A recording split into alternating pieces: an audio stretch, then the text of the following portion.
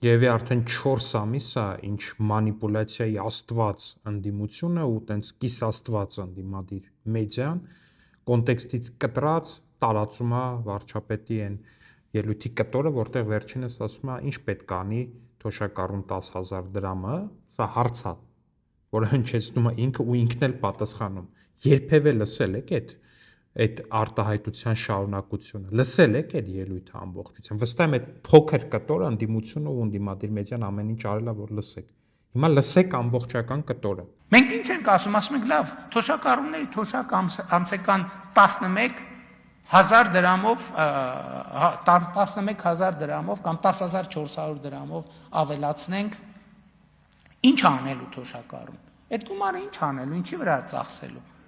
Մեր հետազոտությունը ցույց է տալիս, խոսքի այս դեպքում 65+ տարեկան թոշակառուների մասին է։ Մեր հետազոտությունը ցույց է տալիս, որ մարդկանց առաջնային ծախսը առողջապահությունն է։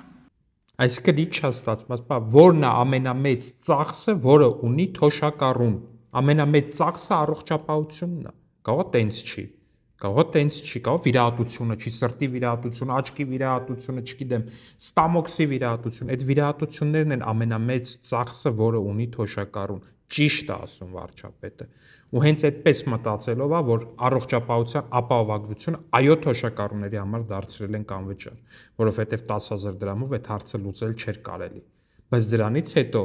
արձանագրելով տնտեսական փայլուն աճ, կարողացել ենք նաև այդ 10,000 դրամը բարձրացնել թոշակների։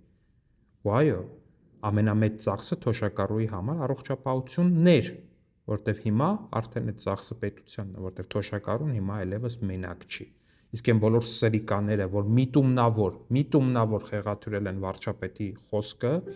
կոնտեքստից կտրել ու մարդկանց խաբելով ինչ որ բան հրամցրել, թե իբր ասում է ինչ պիտի անեն, որ այդ փողը խիտանք, որ